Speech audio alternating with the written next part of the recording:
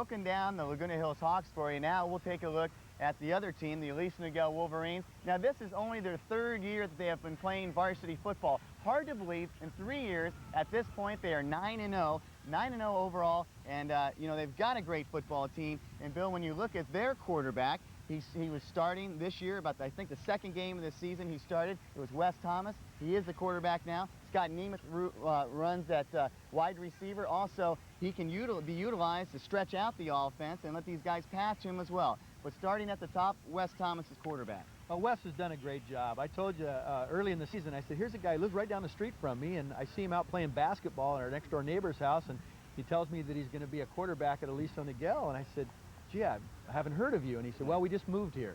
And so now everybody's heard of him. He's taken over. He's allowed Joe Wood to take Scott Nemeth and put him at tailback. He's allowed the offense to really be versatile, because when Trent Purley got hurt, or was injured rather, the illness, it gave them a dimension that they didn't have if you have just Scott Nemeth at tailback.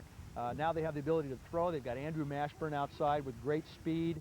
But I think the offensive line, Brett Nelson and all his buddies, Herbon, and those guys have just done a great job of blocking. And offensively, they can hurt you a lot of different ways, a lot of weapons in that offense. And the turning point for the Aliso Niguel Wolverines was undoubtedly, I think, the third week of the season and a game the week that we did, and when they knocked off the El Toro Chargers, a great game that went all the way down to the last play. I think, pride-wise, mentally-wise, spirited-wise, that had to be the turning point for the Aliso Niguel Wolverines. I think that night they arrived here in South Orange County. Well, Paul, I couldn't agree more. Looking at the growth of this high school, it's almost been like an IBM business plan. I know when Joe took this program over, he started it with the idea that, number one, they were going to be physically fit and strong. So that weight program has been outstanding. And then he had an offense and a defense that was, I think, matched to personnel. Every year you have to go with the guys you have. You can't necessarily make the system fit the players or the players the system. I think you have to be flexible enough to allow for both. But since day one, they've had the idea that, hey, we can win. Sure. And it's almost like they've expected this moment in time. And when you look at the history of this school, in only 4 years and what they've accomplished, I think what you said is really true. They needed a landmark victory to make sure they were here. Yeah. And that landmark victory was over El Toro. And 9-0, I think that's probably the plan. That's right. Well, you know, we talked about the offense on both sides of the team, the defense of the Hawks. What we haven't mentioned yet is the Aliso Niguel Wolverines defense. If you remember that night, we go back to that El Toro game, they had a great game. They stopped a powerful El Toro offense, and since that time, they have arrived also. But can they stop number 22, Mike Jones? Can they do it? He averages, as you say, on an average over 200 yards tonight, but can he get by them with ease, or will they stop him? Well, there are two factors involved here. Number one, I think you choose to play one of two kinds of defense against Michael Jones. You play something called a gap cancellation defense, where you put players into the gaps between the guard, the center, the tackle, and the tight end, or you play a control defense, and that is play on the guard, the tackle, or the tight end, try and control them, and then find the ball. When you got guys like David Seal and Valadez and the people in that defense that can move so quickly, I think they may try to go to the gaps and slow him down that way.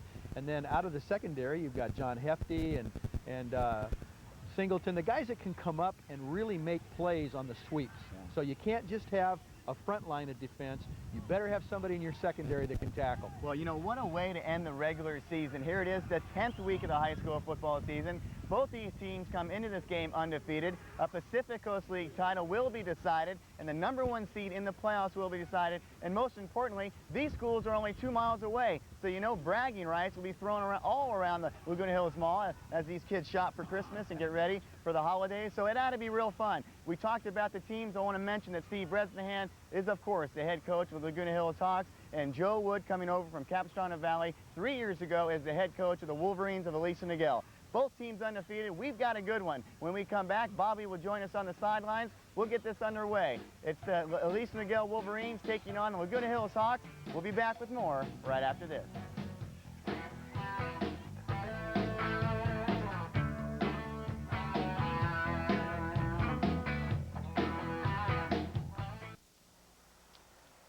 Find a spot on your favorite couch or your favorite chair, or stretch out on the floor, because tonight we've got a good one for you. The Aliso Niguel Wolverines taking on the Laguna Hills Hawks, and Pacific Coast League action coming your way. Bobby checks in with her first report on the sidelines. Thanks, Paul. I had a chance to speak with Coach Wood from Aliso Niguel earlier today, and I asked him what he attributed the Wolverines' success to. And he said basically, you know, a lot of these players have been playing on varsity football for 3 years now, so they have quite a bit of experience. They have a lot of camaraderie, and also they've come together really well as a team. The key thing that he said, though, is their attitude. They really believe that they're a good football team, and they also believe that they can beat other teams. So we'll see enough if attitude will carry that success as well tonight. On the other side, Coach Bresnahan from the Laguna Hills Hawks told me tonight is the best health-wise they've been in 3 weeks, especially on defense, because defensive tackle Miguel Fubido is returning back to the game tonight. They thought he was going to be out for the whole season because of a knee injury, but he will be back on defense tonight. And on offense, Coach Bresnahan said if our offensive line blocks well, then Jones will carry the ball a lot, and he feels the Hawks will have a good night if that were to happen. You've got 2 undefeated teams coming into this game tonight. When I talked to the coaches, they said both of the schools have been looking forward to this game for a really long time. Definitely one thing's for sure, there's going to be a lot of high emotions tonight. Let's go back up to the booth. And also, Bobby, there's going to be a lot of people. We're expecting 5,000 to 6,000. They're still coming in. When we come back, opening kickoff. We'll be back after this. That's what everybody's going for, and the Hawks break through that thing, and tonight they hope to break through the Aliso Niguel Wolverines. I'm Paul Higgins, along with Bill Cunardy, and welcome to the Game of the Week. Bobby Higgins joining us on the sidelines, and this is a festive night here at Mission Viejo High School as the Aliso Niguel Wolverines try to go undefeated for the first time in school history, and the Hawks of Laguna Hills try to get yet to another playoffs, and they are going to the playoffs, just a matter of what they'll be seeded. You know, the interesting thing about this game tonight, Paul, is that yes, it is for the Pacific Coast League Championship. Yes, it is for an undefeated season. But let's look down the road a little ways. When they do the seeding in this division, I think these are the 2 best teams in this division in the CIF. So as happens so many times in the playoffs with the format that the CIF has been using for about the last 8 or 9 years, you're liable to see this as a 2-game series. You might see these 2 teams meet again. And it will be the Hawks of Laguna Hills kicking off to the Wolverines. And so we'll get an opportunity to see the Wolverines on offense first. And then we'll get an opportunity to see Mike Jones in a couple moments, the star running back of Laguna Hills. We talked in length about both these 2 teams in the open. So now it's time to get it underway. Back for Aliso Niguel, Singleton and Hefty. We've seen those guys before. And kicking off for Laguna Hills, number 88, Ryan Johnson. And here we go, Paul. Pacific Coast League title at stake. And that goes to number 12, John Hefty. Hefty gets tackled on the 27-yard line. So we'll take a look at the starting lineup for the Wolverines of Aliso Niguel, 4-0 in the Pacific Coast League. And at quarterback tonight is Wes Thomas, Purley and Nemeth in the backfield. The boys up front trying to get a lot of room for this backfield will be these guys. And we are looking forward to see what Brett Nelson and his buddies can do. And when they get in trouble and they want to pass on 3rd down, Mashburn is the key to look for. We'll take a look at the Hawks defense after this play. Hefty in motion, Wes Thomas at quarterback. They're in the I formation. And it's going to be Nemeth the first time. Anthony Day. And he's look at this on his feet trying. They're going to call him down. But we'll take a look at the Hawks defense. And you saw the big guys up front. And they're going to be trying to attack Wes Thomas and kind of get him rattled a little bit. And if they get by the linemen, take a look at the guys that are called the linebackers. And they have a very good core of linebackers led by Scott Christie. And then in the backfield, the secondary looking like this. McCaffrey, Fisher, and Mang. If McCaffrey, if that name is familiar, Dad is the baseball coach at El Toro High School. Tom McCaffrey. We did that baseball game last year, which the Hawks and El Toro went up against each other. Thomas looking for the pitch. He's going to hold on to it. Oh, he gets across to the 32. Paul, an excellent job of stringing out the option. And we're going to say this guy's name all night long. And we had a chance to meet his dad just before the game, Anthony Day, number 32. And you got to take a look at this guy because he's 6'3", 230 pounds, just a junior, outstanding student, and a terrific football player. So it'll be 3rd down and 5 from the 32-yard line.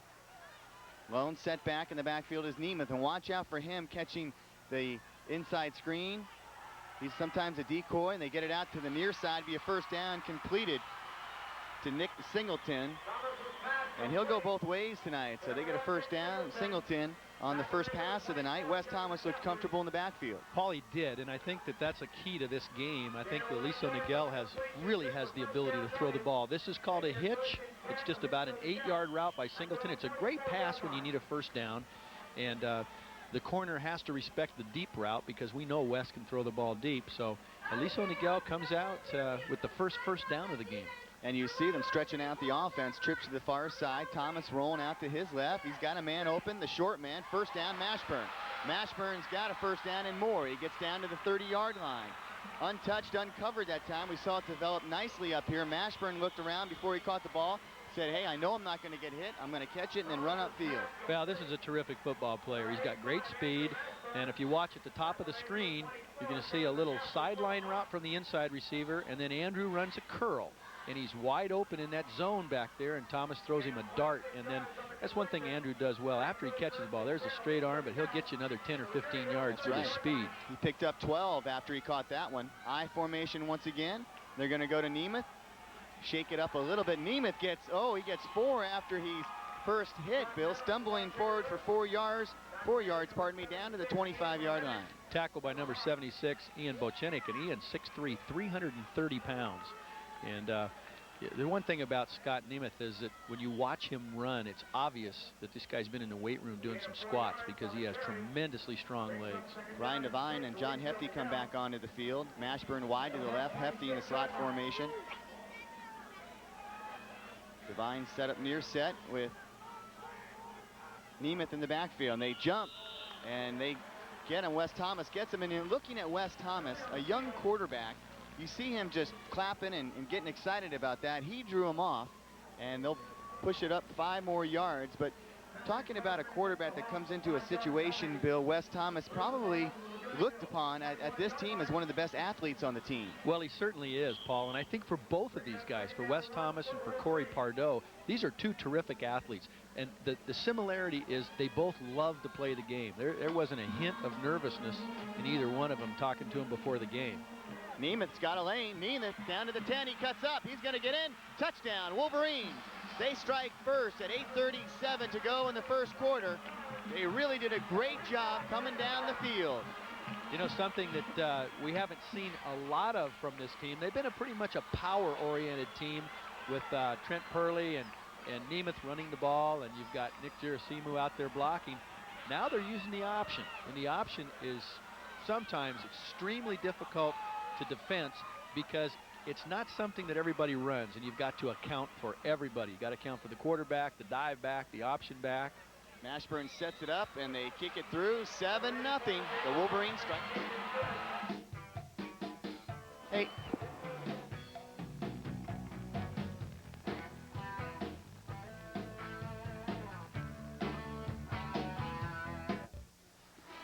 Hello everybody, and welcome back to the game of the week. 7-0 if you just joined us. A 76-yard drive by the Hawks of Laguna Hills, followed up by a 21-yard touchdown by Scott Nemeth as he found a lane, cut back, and scored a TD. Waltzman added the point after attempt.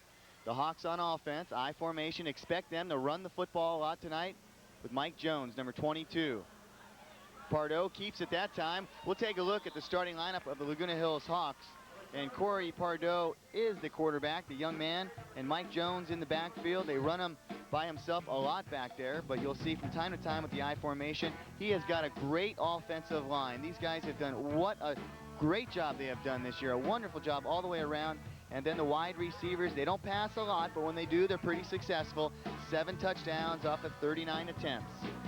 We'll take a look at the Wolverines on defense in just a second. Ryan Johnson doing the kicking duties tonight.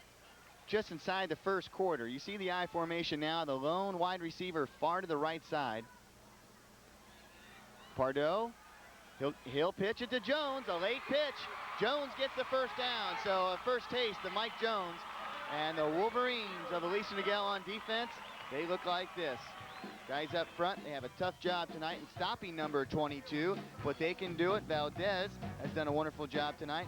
Butrago, boy, you can't say enough about this. Yersimo and also Hayden, the linebackers. What a great game and what a great season they have had from the very first one. Going double duty tonight, Scott Nemeth both sides of the ball, and Corey Chandler the punter. So something new is this something new, Bill, that they're running with the I formation? Paul, it is. They've been a single back team for a long time. But the guy they have in there at fullback, Anthony Day, right there, is going to break it. Now, there is a penalty flag down, and Anthony breaks off about a 24-yard run. And, Paul, this is a different look for Laguna Hills. They've been a single back, two tight end, two wide out team for a long time. And I think this is interesting when you see Anthony Day in there at fullback, and they're running the fullback trap. There comes the flag, and you can see that Anthony breaks off a long run. I was always kind of curious watching this team. I've seen him twice this year. If Steve would ever do this, if he would take Anthony Day, who again 6'3", 230 pounds, and a fabulous linebacker, and stick him in front of Michael back there in the backfield, because boy, now you've got not only a great guy to run the fullback trap, but you've got a hammer, you know, leading the great ball carrier. And then you've got the threat of a dive and option, which they ran earlier. Well, Bill, you bring up a great point. Let me ask you this question. They may not have needed him in that spot all year long, and maybe they thought tonight they might need him, and they'll bring him out. Paul, absolutely. That's a great point. That against this Aliso Niguel defense, that you might figure that it's a little bit easier. And here's the reverse to the tight end. Ryan Johnson. And Aliso Niguel stacks them up on the 29, 30-yard line. Paul, I think that is a very good point that you made, that for this game against this defense, you might feel like you need the extra blocker rather than the extra receiver. Well, it is 7-0 early going here in the first quarter. Actually, we're about midway through the first quarter.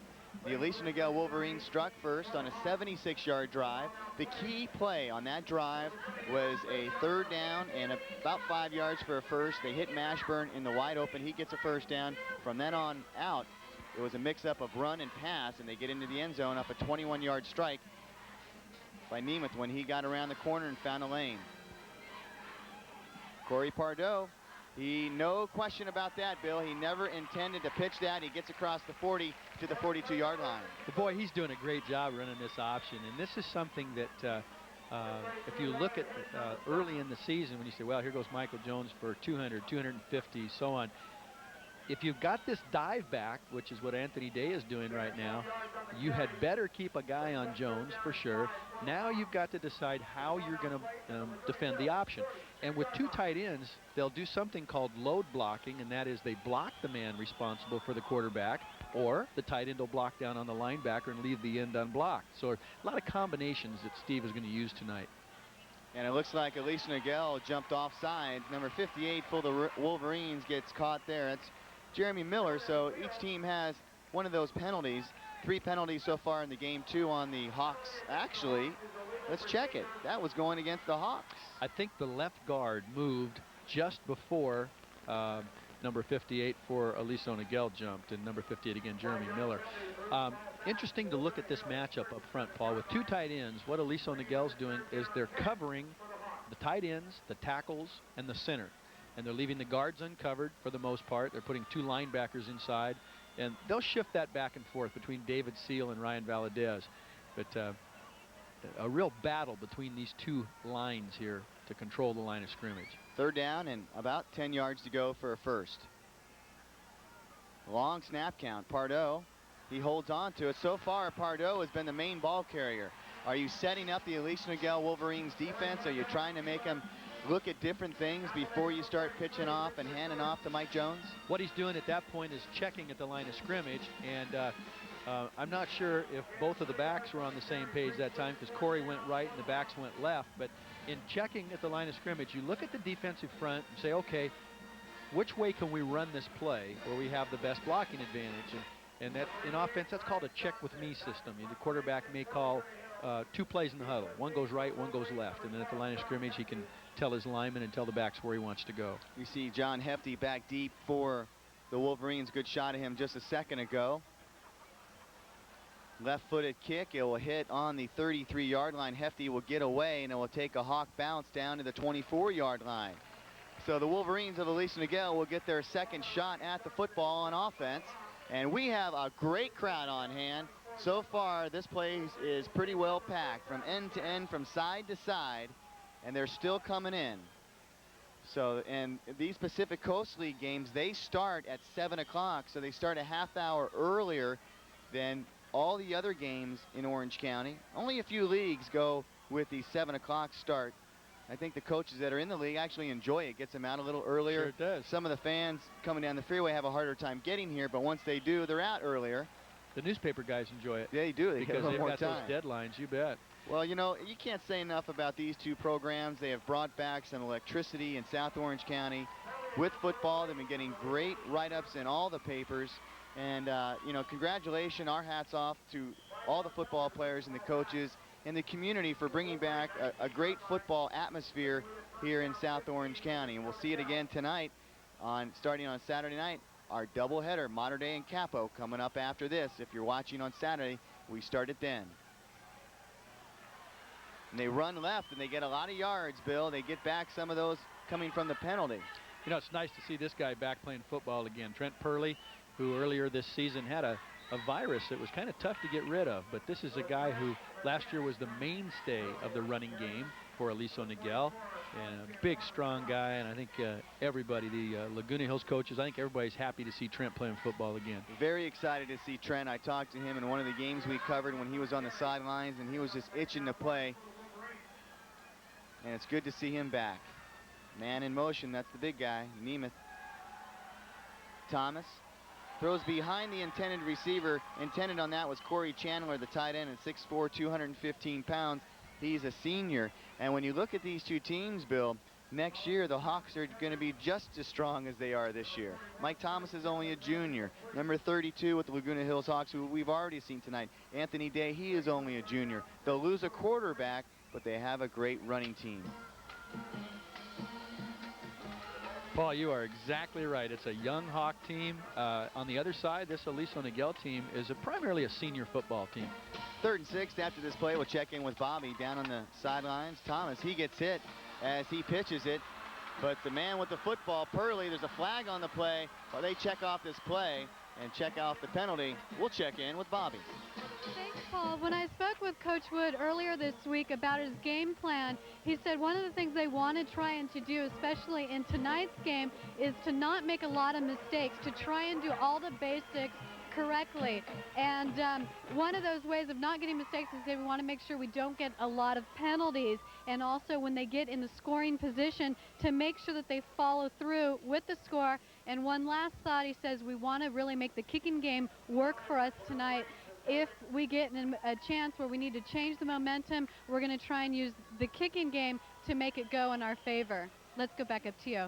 Well, very timely report, Bobby, because so far the Aliso Niguel Wolverines are catching up on penalties right now, Bill. That one right there hurt them a little bit. Now it's 3rd down and about 5. They would have had a 1st down. Purley got off to a good little jog out there. So 3rd down. Thomas fires this one high. Boy, he fired it the only place he could. John Hefty stays up, gets down to the 45-yard line. Bill, if you look at these two teams, which team is stronger in size? Which team might be a little stronger in the weight room? Well, I can tell you this, that there aren't two better weight programs in Orange County than the ones that are run by Aliso Niguel and Laguna Hills. And the guys that run them, Joe Wood and his staff at Aliso Niguel. And there's just a great job by John Hefty. A nice throw by Wes Thomas. But Marty Spalding and Bruce Engel and the program they do at Laguna Hills is second to none. Both of these schools, that's why these teams are good. They're strong. They're in great condition. Here comes Nemeth. Boy, they have a lot of weapons with Trent Purley back in the contest. They have Nemeth that can run the football, Purley that can run the football, Thomas, he takes off with the football from time. And Bill, one thing about Wes Thomas, as you look at him in the pocket, he looks very comfortable. I just think he's that kind of athlete, Paul. He's kind of a really loose guy. Watching him warm up before the game, you know, this to him, there's nothing better than this. You know, a championship game and a chance to play. I think you see that on both sides. I think the same way from Corey Pardo and his guys, and I've always believed that that's coaching. If the coaches don't make you uptight, then you can just go have fun. Trips to the far side. Wes Thomas rolls out, looking down, and he throws it out of bounds to Ryan Devine, and he was rushed pretty heavily by number 64 for the Laguna Hills Hawks. Miguel Thibodeau. We've got to talk about him, Paul. Miguel Thibodeau, 3 weeks ago, was told that he had a torn ACL, and that's it. You're done for the season. But, you know, that's a diagnosis sometimes that takes place just by feel. You know, you take the athlete's leg and you move it around, say, what seems serious. He had an MRI, found out that luckily he didn't have a tear, and, you know, Laguna Hills thought they lost him for the year, and here he is playing tonight. That's awesome. Again, they set up a trip to the far side. Look for them to throw that way. Look at this defense inside by Laguna Hills. They've got two guys in that center gap, and Fumble. That's what happens. And the center picks it up, which is illegal. He can't do that. They're going to call illegal procedure. Now, you know what caused that, Paul? Could you see that the linebacker was up in the line of scrimmage? And I want to make sure we recognize, too, that was Alex San Juan. He was up right in the A gap, which is between the center and the guard. And when he's up there in that presence, the center has to think about, gee, I've got a guy on me and a guy in the gap. And what that did is it probably rushed the snap a little bit. It's Ryan Herbon, the center for the Aliso Niguel Wolverines. Can't say enough about that young man this year. He's done a wonderful job. 3rd down and 10, 49 seconds and counting to go in this first quarter. 7-0 Aliso Niguel. Now they set up to the near side with 3 receivers. High snap, short middle screen to Mashburn. We've seen them do this so many times to perfection, and Bill, they get another first down out of it. His forward progress got him across the 35-yard line, and that will be just enough for a first down, depending on where they mark it. And from here, it looks like they'll give it to him. 30 seconds and counting. They listed 4th down still. They haven't moved the chain gang, and now they move them. Be a first down and 10. Paul, something that Kurt Wessling told me tonight before the game that I thought was really a nice compliment. We'll talk about that in just a second, Bill, as we get ready to wind this one down here in the first quarter. 12 seconds, and we'll see if they can get this thing off. There's a timeout on the field, and they want to back up the Laguna Hills Hawks on the near side, the sidelines. They want to back these kids up, and some of the players, the alumni that have come back and watched the Hawks win so many games this year, they're back once again. We do want to get to that story, Bill. I promise we'll get to that. Yeah, this is one of the several points of emphasis this year in all the referees' clinics before the season was sideline control and maintaining that 6-foot area. It's a good idea. When we come back, the start of the second quarter, the Aliso Niguel Wolverines lead it 7-0.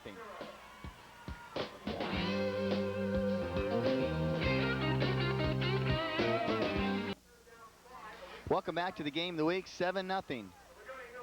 I'm Paul Higgins along with Bill Cunardy and Bobby Higgins on the sidelines.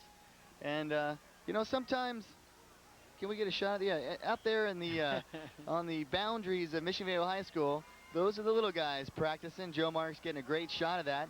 Well, about 100 yards to their left is this game right here. Someday we'll be covering those kids over there. Thanks, Joe, for that great shot. They'll be here sooner than you know it, huh? We start the second quarter.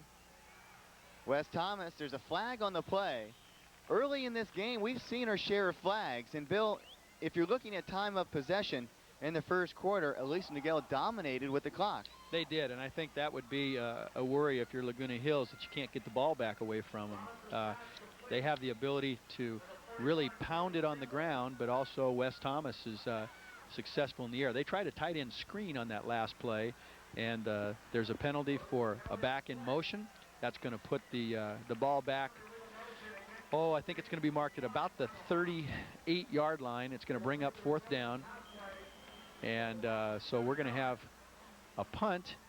And be their first punt of the night. This will be the first punt of the game. And going back, Dustin Mang will be the return man for Laguna Hills.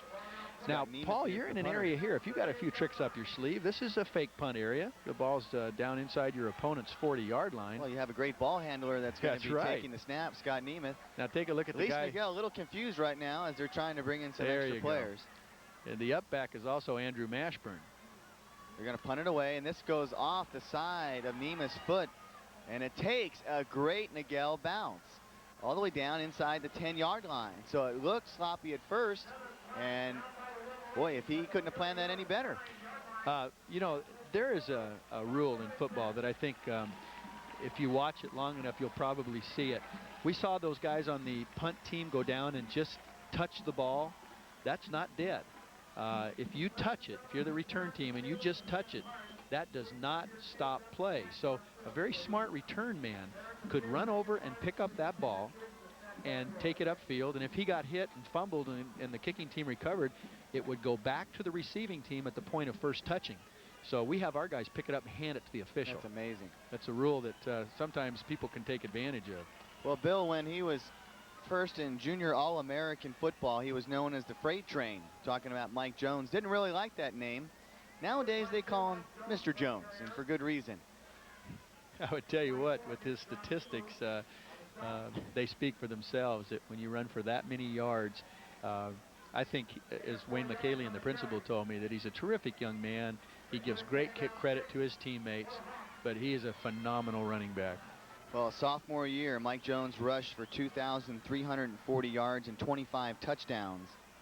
Combine that with this year, he has 4,356 yards in 21 games.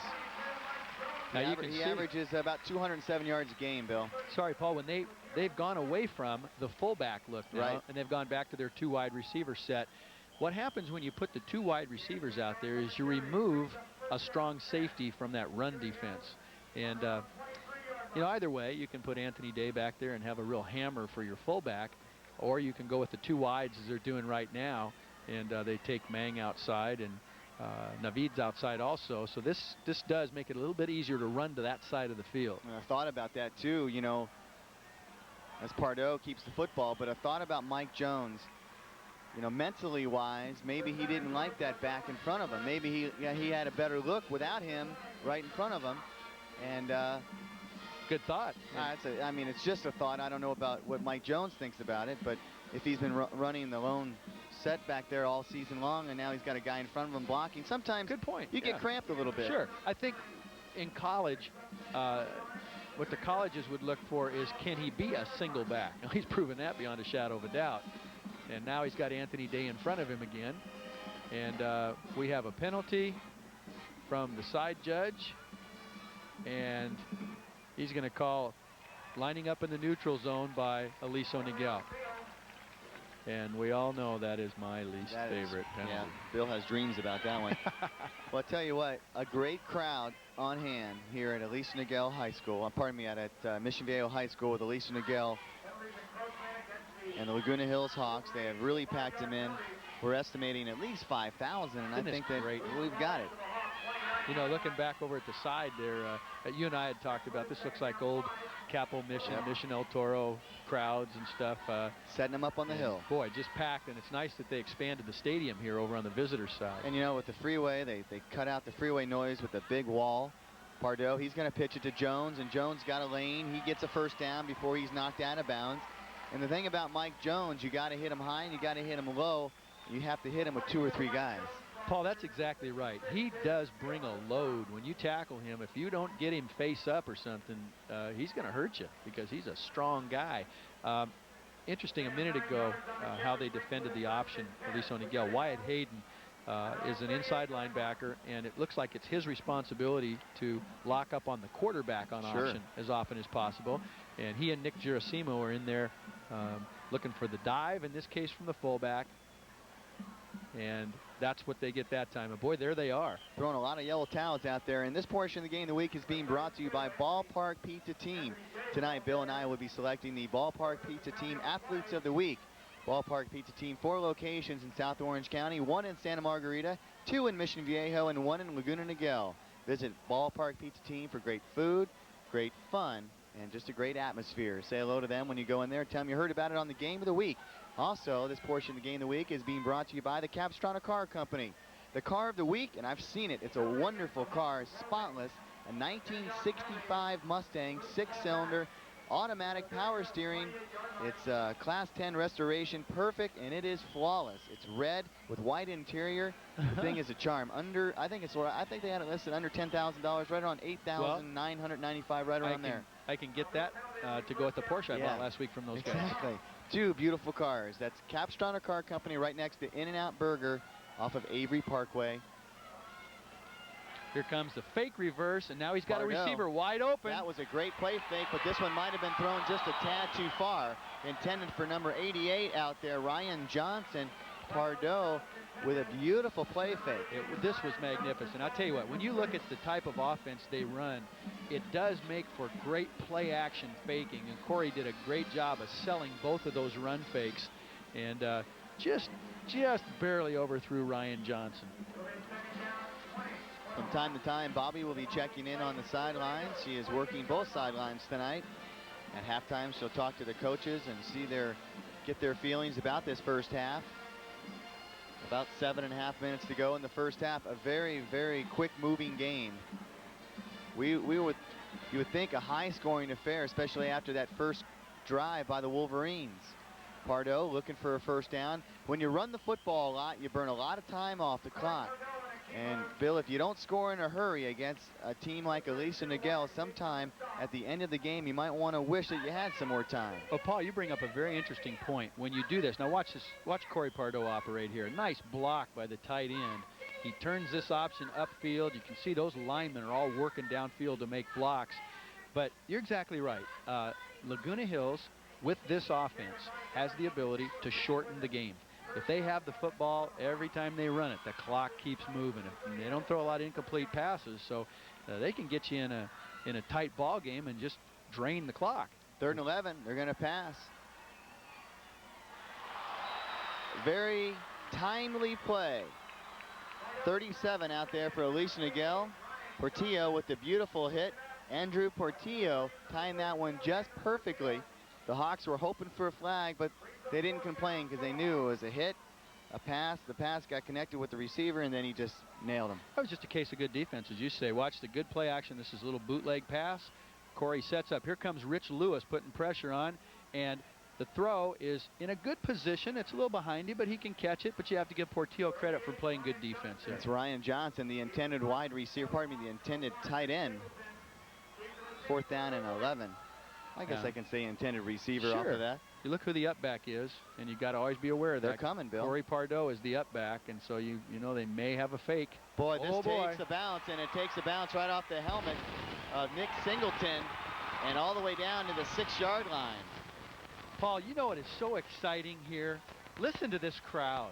I mean, this is just like, I'd say, just like the biggest games that have ever been played here. I think these two schools are taking their place with, you know, the El Toro, Capo, Mission, great games of the past.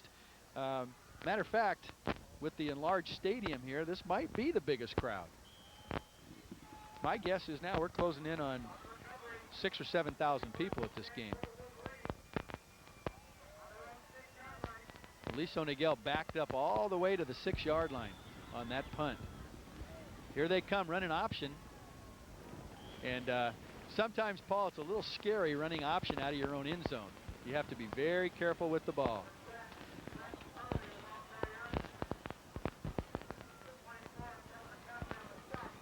.556 and counting.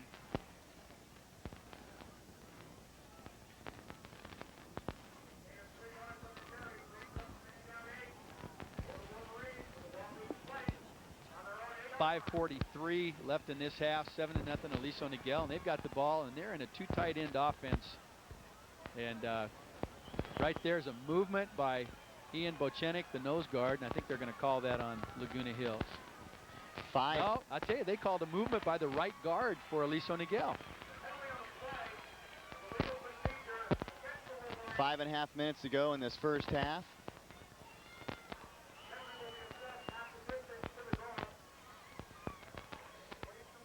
That's a costly penalty because even though you have second down, you're now back on the 4-yard line. Second down, and we'll call it about 13 yards to go, Paul. And Aliso Niguel right now, you just can't make a mistake down here. Second down. And a long ways to go. 14 to go. They're going to run the counter play. Purley has it. Oh, great defense by Laguna Hills. They're getting fired up. And Paul mentioned just a second ago, when that punt was down, did you hear the crowd? I mean, that was exciting. I think the people here came to see a great game, and boy, that's what they're seeing. Third down. Now, Paul, do you throw from here? It's third down and about we'll call it 10, and you're on your own 6 or 7 yard line. Somehow I would get it to Scott Nemeth, and he's gonna look where he is. He's lined gonna up set out up as a wide receiver. You're exactly right. Now they're going to go to the shotgun on their 6-yard line. Wonder if they're going to run something quick. They're going to throw it deep down the middle, and there's John Hefty. Oh boy, I'll tell you, they almost hit a home run there. John Hefty, and there's a flag on the play. So it was third down and 10 with 4.5 minutes to go in this first half. Flag on the play. It's going to be holding against Aliso Niguel. Would you decline it here? If I'm Laguna Hills, I decline it and I let them kick the ball. It's fourth down, and they're going to have to punt the ball, and it is declined. So they're going to punt from their 4-yard line. Now, 4 minutes and 28 seconds. How big was that punt by Laguna Hills? That makes a big, big difference. Fourth down and 10 to go for a first down, but they're going to have to punt this thing away. Okay, all the way back. Corey Chandler's going to kick. He's backed up within a yard of his own end zone. And Dustin Mang is going to get a chance to return this. A lot of white shirts over there, so Dustin takes it and gets it out of bounds, which stops the clock with 4 minutes and 21 seconds left, and by far the best field position that Aliso Niguel has had so far, Paul, or Laguna Hills, excuse me. Gives them great field position with 4 minutes and 20 seconds left. 7-0. You know, Aliso Niguel has had some great football games this year, as well as Laguna Hills, who is averaging 35 points a game. They might not get that tonight. Well, you knew coming into a game like this, I didn't think there'd be a lot of scoring. These defenses are just too good. But one thing that I did expect from this game is that we would see the kicking game play a big part. And the punt that Laguna Hills had a few minutes ago has earned them really good field position. Here's a little quarterback trap. Pardo could go down to the 25, inside the 25, down to the 22. He is a weapon. Let me tell you what. That is excellent coaching. When you add plays like this, I have not seen them run this little quarterback counter, but when you fake the ball to Michael Jones, you're going to get a large crowd over there. And I don't know if they trapped that play or if they just came back and ran it away from Michael Jones with just single blocking, but Corey Pardo is really doing a heck of a job. Great game on him. We'll check in with Bobby right after this play. It's first down and 10. Mike Jones looking for a hole, and he gets stacked up. We'll check in with Bobby on the Hawks sidelines. Thanks, Paul. One thing I noticed about this game is when the Laguna Hills Hawks first came onto the field, they have been really revved up. And when I talked to Coach Bresnahan earlier, he told me, you know, the kids have been looking forward to this game since about 5 weeks ago. He said, actually, the question was how are they progressing so far this season? And he said, well, you know, they were great, and then right around the 6th or 7th game of the season, they flattened out. And the reason why was because they started looking ahead to this game tonight. And if you notice on the sidelines, the Hawks really are jazzed up, whereas the Wolverines are a little more keep it inside, a little more stoic expression. Back up to the booth. Thanks, Bobby. And Pardo takes it down to the 15-yard line. Bobby mentions these two teams, and you can't help but talk about what has happened the last couple of years. The Hawks, they could win their 5th title, their 5th league title in this last 7 years. Now, Bill, the Hawks beat Aliso Niguel 28-0 in 1994 and 35-16 last year. So is it a surprise right now that the Wolverines have the lead at 7-0? No, they've grown up. I think this is just a case of a program that's still, you know, relatively new versus a very established one, but I'd say they're on even terms now. and it'd also say that Corey Pardo is playing the game of his life so far. Here's Anthony Day, and he breaks away, and just a shoestring tackle by David Seal. Boy, a slow developing play, and then finally Day kind of squirts out from nowhere and gets down to the 2-yard line, and we are down to 2:25 on the clock in the first half. How nice would it be to go in at halftime all tied up? Great job by our slow motion people here, the Times Orange County slow motion. There's David Seal with the tackle, or Anthony Day scores. This has been a very patient Laguna Hills offense, and I think that's Steve Bresnahan's, to his credit, that you just keep working at this stuff. You mix in a little quarterback counter, a little bit of option, and down here near the goal line, Jones. This is the guy you want to have carrying the ball. Jones, touchdown. He got in. He got in. Touchdown. 3 yards out. He pounded his way in. He took 2 hits before he dove across the line for the score. Well, Paul, we're right back where we started. With an extra point, it's going to be 7-7, and I think that all the hype before the game was absolutely correct, that this is perhaps the pinnacle, at least certainly in this division at this time of the year. And finally, we get the touchdown score, the touchdown signal from the official. So they're going to set up for the extra point, and number 88 will be kicking that, and that's Ryan Johnson. Paul, one thing about that drive, again, let's look back. It was the punt that backed up Aliso Niguel to their own goal line, and then great defense by Laguna Hills to keep them down there, and then Dustin Mang with a good punt return, and then a nice drive, really led by Corey Pardo all the way through that drive. The score, the point after attempt is good. Mike Jones scores his 29th touchdown of the year. We're tied up at 7.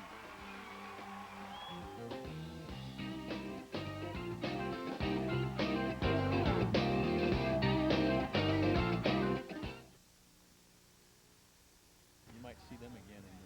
Yeah, that's what we think. I'm thinking that. Welcome back to the game of the week. While we were in break, John Hefty takes the kickoff, and he goes all the way. So it is now 13-7 as Aliso Niguel. Do we have this on instant replay or not? Do we have this one? This run back? Okay, just bear with us on the tape. We got something for you. Watch John Hefty. John Hefty, watch him break a key tackle right there. And then the only guy in the ballpark that can catch him is Michael Jones. And you can see Michael with a great effort to try and run him down. But what a big, big play on that kickoff return. And again, that's perhaps your best athlete. It'd be tough to differentiate between he and Nemeth and some of those other guys. But I'll tell you, you put the ball in John Hefty's hands on a kickoff return, and he had some fine blocks where he first broke it at about the 35-yard line. And beyond that, Paul, that's a great effort by John. They set up for the extra point. The kick, it's up, it's good. 14-7, we'll be back.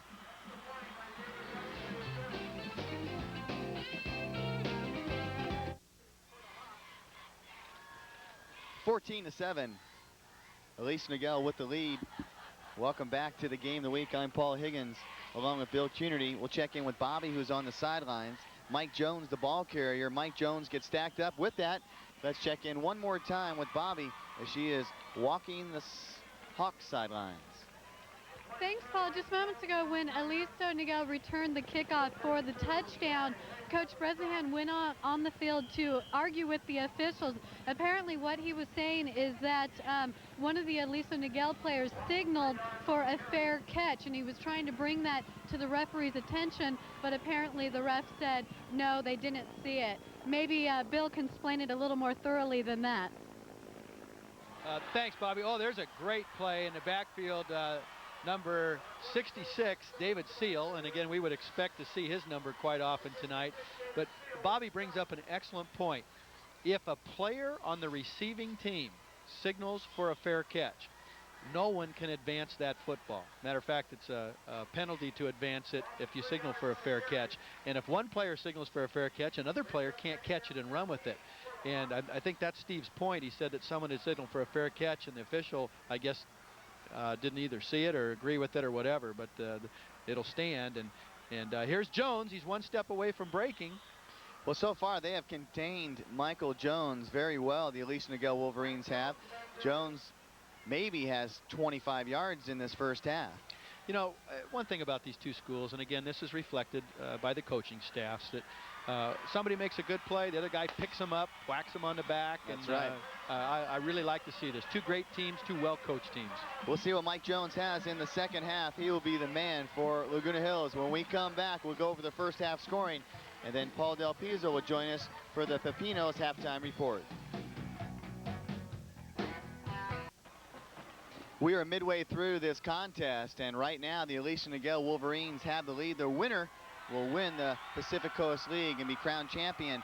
The scoring looks like this. In the first quarter, Aliso Niguel, they went all the way in their first possession, 8:37 to go in the first quarter. Scott Nemeth, off a 76-yard drive, took the ball 21 yards out and scored a touchdown. A good run.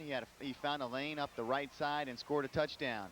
In the second quarter, Laguna Hills comes back, and they had a pretty good drive of their own, a 49-yard drive, a 3-yard run by Mike Jones that tied it up at 7-7. On the ensuing kickoff, it was John Hefty on the kickoff return. He goes 86 yards. Mike Jones caught him in the end zone, but it wasn't soon enough. 14-7, Aliso Niguel. That's where we stand right now. When we come back, Paul Del Pizzo will join us for the Pepinos halftime report.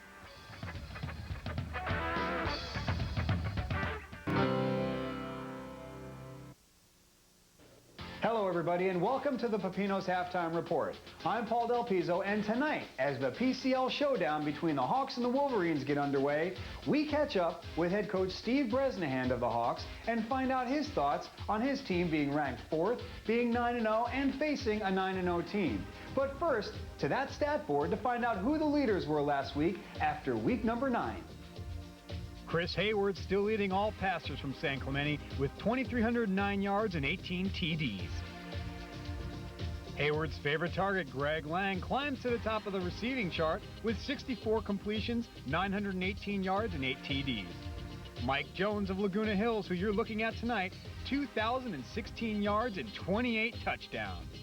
Looking at the South Coast League standings, Mater Dei and Capo going to go at it tomorrow night.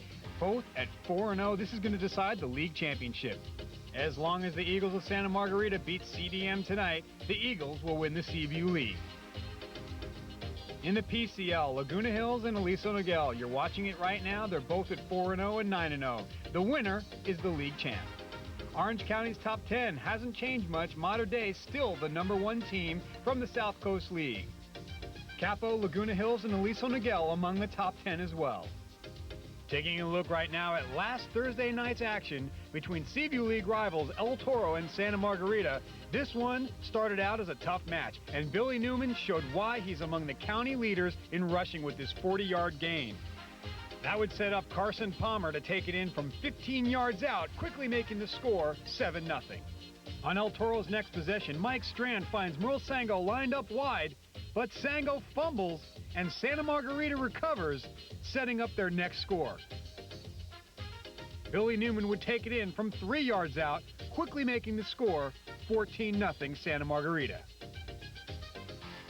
With El Toro desperately needing a score to stay in this game, Strand finds Copel for a 62-yard pass play, putting the Chargers on the board 14-7. And keeping the Chargers right where they need to be with the Eagles. And the little Chargerettes thinking, hey, you know, maybe we can upset these guys. But you know those Eagles fight until the last bell is rung, as Palmer hits O'Connor for 35 yards in the score, making it 21-7 Eagles. But El Toro would come right back with less than a minute to play as Merle Sango takes it in from 5 yards out, making it 21-14 going into the half. But in the third quarter, El Toro steps it up again as Josh Petlawani intercepts Palmer and takes it back to the El Toro 43. That would prove pivotal as Strand finds Michael Smith for 58 yards in the score, tying the game at 21. But Santa Margarita would strike again as Palmer finds O'Connor and goes 57 yards for the score, making it 28-21 Eagles. It still seemed close as the Chargers only needed one more score, but the Eagles were just too tough that night. Palmer decides to pick on a new target as John Minardi gets his 10-yard pass play, making the score 35-21. And Palmer wasn't done yet. This time he finds Brett Crowder for 41 yards, making the final score 42-21 Santa Margarita. Welcome back to the game of the week. We're getting set for the second half, 14-7. Aliso Niguel and the Hawks trying to redeem themselves and pull a season together that can only be known as a dream season. A perfect season of 10-0 would be nice going into the playoffs. Bill, at halftime, I know that Bobby tried to go in and talk to these two coaches, and we'll see what she comes up with. But in your mind, what do you do when you go in at halftime in a tight game like this? I think you talk about two things, Paul. Number one, if the game is within a touchdown, then you really have to talk to your players about maintaining the intensity that you played with in the first half. If you're 14-7 ahead, I think you have to tell your players, hey, play like it's even, play like it's 0-0, and go from there. If you're 14-7 behind, if you're Steve Bresnahan, you say, look, you know, they ran a kickoff back. It's not like they drove the ball down the field, but hey, that's a part of the game. The kicking game got them a touchdown. So I think the way you approach your players is, hey, let's get a touchdown back on the special teams. Our defense is playing well. It's been a game, I think, in terms of time, controlled a little bit more by Aliso Niguel. But that last drive that Laguna Hills had was excellent, where they made great use of the quarterback. And let me tell you what, we have not heard the last from Michael Jones. Well, Aliso Niguel will kick it off to start this second half. Scott Nemeth will do the duties. Back deep for Laguna Hills is Dustin Mang, and I can't see the number on the far side. I think it's number 23, and I will want to make sure of that, but and this is going Mang's way. Number 20 back there, Jeff Fisher. Mang lets it drop, he picks it up, and he'll be brought down about the 16-yard line, 17 if they're generous. We'll take a look at the starting lineups for the Hawks on offense tonight. Corey Pardo is their quarterback. Mike Jones in the backfield. Also, Day has been there at fullback up on the line. The guys up front want to try to create a little bit more gap for Mike Jones and his buddies in the backfield, including Corey Pardo, who's been running the football. And then when they do throw the ball, they like to go to these guys. Ryan Johnson has had some balls come his way. Dustin Mang just returned the kickoff. So we'll take a look at the Wolverines on defense right after this first play. And you see Day, they go to Day and they give it to him and he busts out for 11 yards. First down. Paul, I'll tell you what, I think at halftime, obviously the things you do at halftime, you go back in and regroup a little bit, and then you talk about strategy. Sure. You say, how have they defensed us in the first half? And I think if you look at, if you're Aliso Niguel, you've got to say stop the option, and now you've got this fullback to That's deal right. with. Well, the linemen up there just got a good look at Day, and the linebackers led by Juan Buitrago, Nick Girasimo. And then the defensive backs led by Scott Nemeth, Nick Singleton, John Hefty, Portillo. Three of those guys are going both ways. Oh, there's Day again, and he gets another 5 or 6 yards. 2 miles apart, these two schools. And it's pretty amazing when you think about it. Does that tell you about the talent in this area? Yeah, it's really amazing. You know, look at the valley from the El Toro Y south. You've got El Toro, you've got Santa Margarita, you've got Trabuco Hills, you've got Mission, Laguna Hills, Aliso Niguel that are, you know, in a straight line, not more than 3 miles apart, and then Capo, and I tell you what, we're blessed in this valley to have this many great athletes. Pardo will give it Here to comes Jones. the counter. Jones tries to get outside. Nemeth stands him up. He gets some help, and that's pretty important because Nemeth was there. He got a lot of help after he first made contact.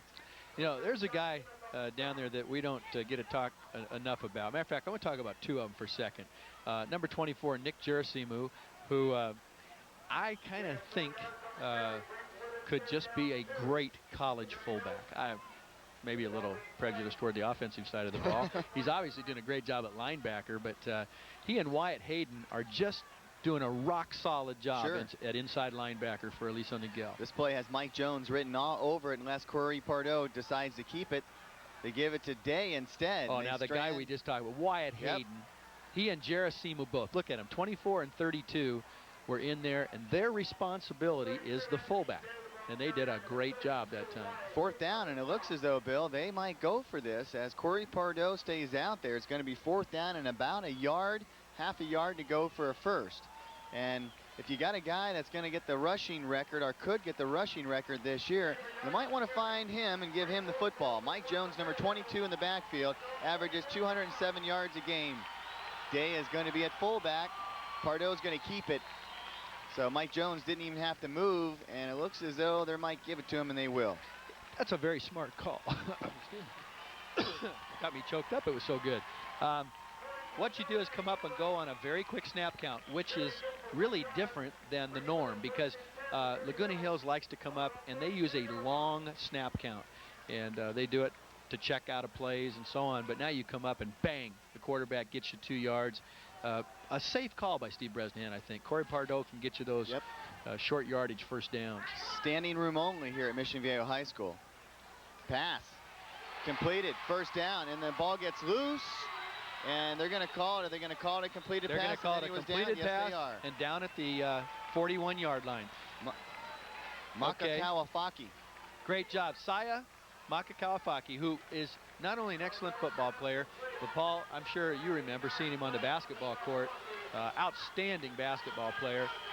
And, you know, this is what happens when you can run the ball as the tight end gets open. And Aerolift Scissor Special, Aerolift is our scissor lift specialist, and they are sponsoring that lift tonight as they have all season long. We really appreciate that. Give them a call. JC sitting up there. It's my father-in-law waving way up there. Bobby working the sidelines, and my father-in-law working the end zone camera. Gerasimo and Hayden. And down at the bottom of the pile, Valadez. Well, Bill, right now, look who's maintaining possession of the clock. Well, you know, if you were going to say at the start of this game that one of these two teams could grind the clock, I'd say it would be Laguna Hills, although Aliso Niguel came out and doing it a little bit with the pass, a little bit with the run. They were the team that did it early. This has been a different game right now because Aliso Niguel right now trying to get the ball back. The offense is sitting on the sideline. Navid Shafizadeh wide to the left. Mike Jones going to get it. I'm trying to remember what Mike Jones' longest run was in the first half, and didn't have a whole lot of runs. Paula, one of the things about a great running back like this is that you're going to have a day during the season. He hasn't had many where he's been corralled a little bit, and I think that's a character test, and this is a very high character young man that you just keep pounding, and he's playing against a very good defense, but when you've got his kind of skill, it's only going to take one. Jones in the first half rushed 11 times for 54 yards, and the Hawks jump. First downs, Aliso Niguel had 4 first downs. The Hawks had 6. Rushing, the Wolverines had 56 total yards, with 37 of those going to Scott Nemeth. Jones had 54 yards out of the 119 that the Hawks racked up. 64 yards on passing for Wes Thomas. He was 5 of 8. 0 for 2 for Corey Pardo. Penalties, this is where it hurt. Both teams had penalties, 4 of 19 for Aliso Niguel and 4 penalties for Laguna Hills, 30 yards total there. This one is in the air, and it's deflected away at the last second.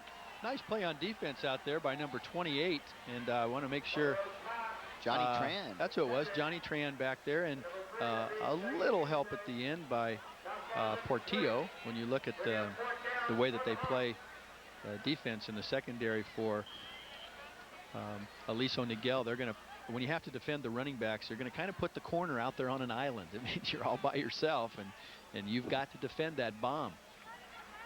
Just absolutely perfect weather for football here in Southern California. Temperature in the probably the high 50s, low 60s. Take a look at that up back again. Corey Pardo. Just don't be surprised if you see a fake sometime. Oh, great punt. Oh, that's just a terrific punt. Goes into the end zone. That's the only bad thing about it. Hefty, no way of him bringing that thing back, so they'll take it out on the 20. Ryan we'll take Johnson. A look.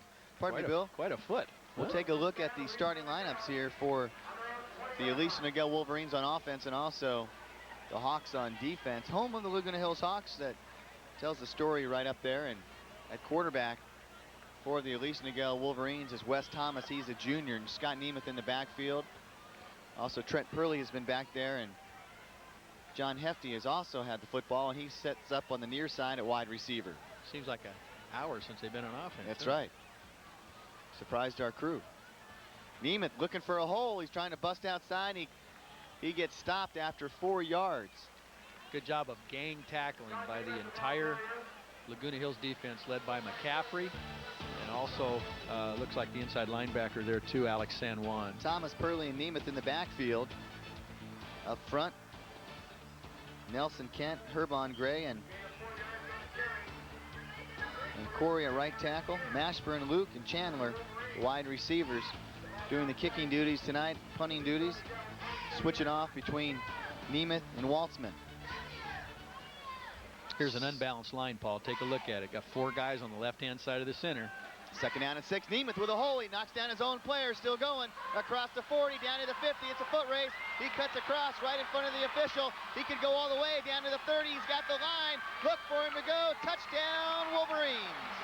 Paul, that unbalanced line, it creates such a problem. There were 4 guys on the left-hand side of the center, and the defense ended up a man short. And Scott Nemeth with a phenomenal run. And boy, did he have some great downfield blocking, primarily from John Hefty. They break it wide open, 20-7. You know, this is a youngster who is, he could play any number of positions in college. He could be a running back, a tight end, a linebacker, a strong safety.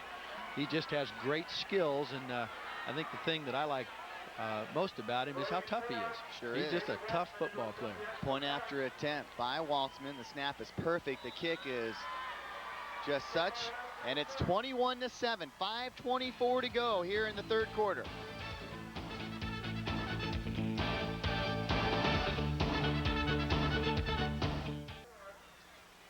A type of game that we thought it would be, 21-7, but we didn't know who would have the 21 and who would have the 7 at this point. Well, you're exactly right, and I think big plays. The kickoff return at the end of the half, but then the unbalanced line and the little power that turned into a 75-yard run by Scott Nemeth.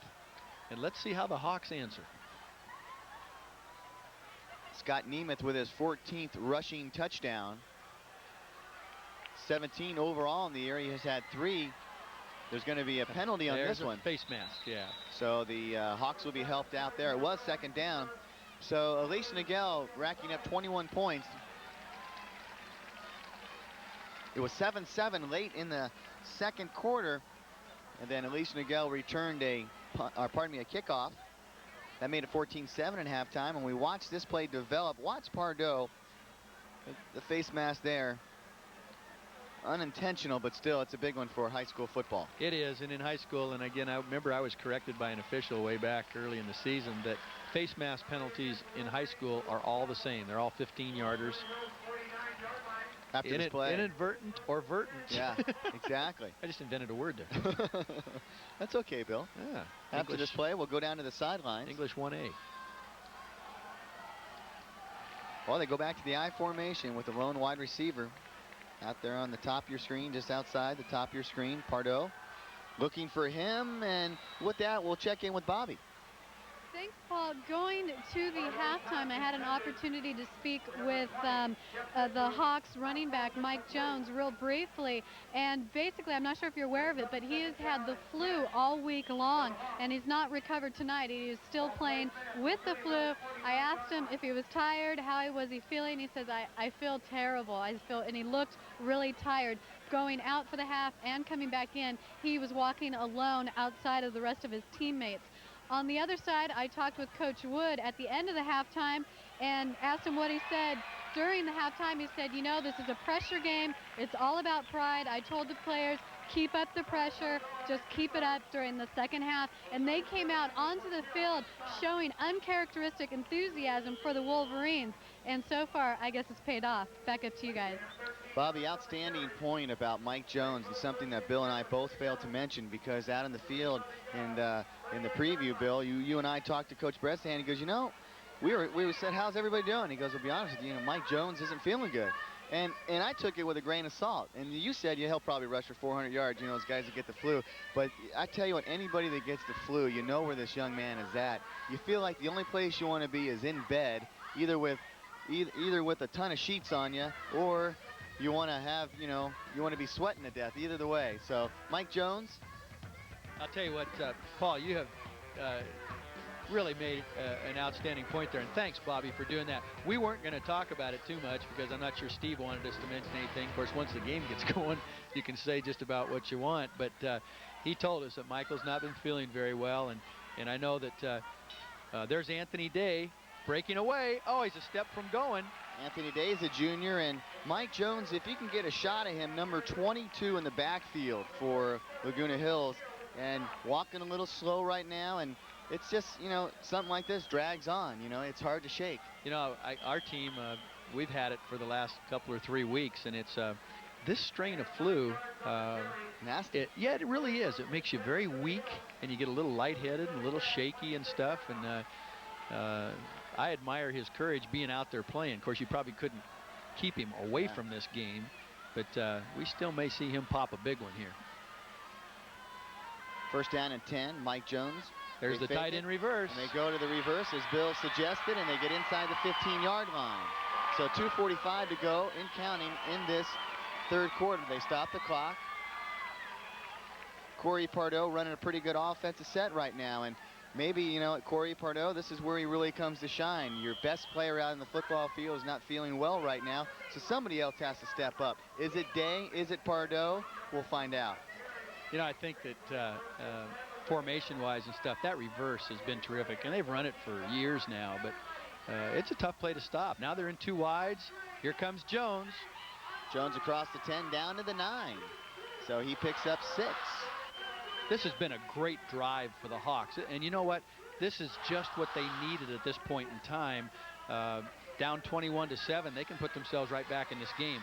Paul, we alluded to this earlier in the game, something Kurt Wessling told me before the game, and I thought it was a nice compliment. He said, Bill, would you be sure and tell everybody how much Robbie Schmitz has meant to this offense, what he's done the last 3 years, and I thought that was nice. Of course, I would say that about Robbie too, but it's nice to hear Kurt, and I'm sure Joe feels that way, and he's helping us now, but left his mark on this offense. I think Kurt Wessling's done a great job with this offense this year too. I think Mr. Day, Anthony Day, has done a good job on the other side of the ball for the Hawks, and John Hefty. Watch this tackle that Hefty makes, Bill. Well, you know how I feel about John Hefty. I think that is one terrific football player, and he's tackling a great football player. And for all those youngsters out there that watch this program every week, I want you to think about this young man, Anthony Day. 3.2 student, outstanding football player. You can do both. You can be a great student and a great athlete. Jones, the lone setback. Here's Pardo has it. He's looking for a lane, and he's in there. He's in there. You know what, Paul? This young man's playing the game of his life, I think. Bill, it's so important to get a score in the third quarter. If you haven't got one in a while, you want to get one in the third so you have the whole fourth quarter to look forward to. But watch the second effort. Bill, you take it from here. Okay, Corey gets hit twice at the 2-yard line and fights his way into the end zone. And, if you've got a guy like Michael Jones back there, you're going to have 2 or 3 defenders tackling him. This young man, Ryan Johnson, has a phenomenal leg, and you better tell your father-in-law up there on that forklift to look out. It's coming your way. JC, here it comes. That's your camera, big guy. The kick, it's up, and it is good. 21-14. We get tight once again. Stay with us because the Wolverines will have it next.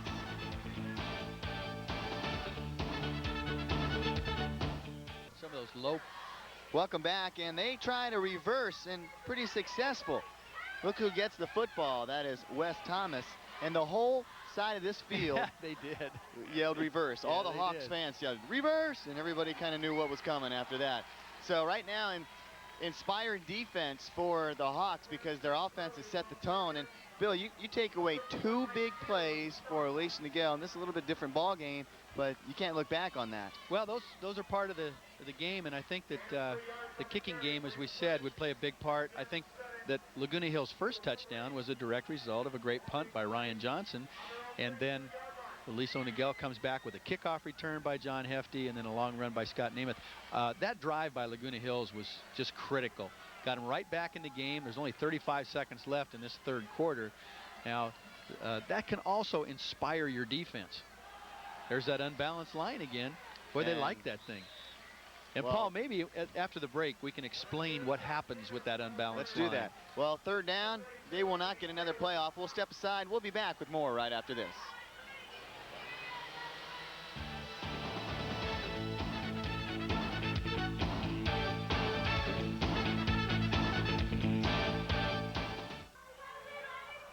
Welcome back to the game of the week. 21-14, the Wolverines leading the Hawks here in the fourth quarter. Go down to the sideline real quick and check in with Bobby.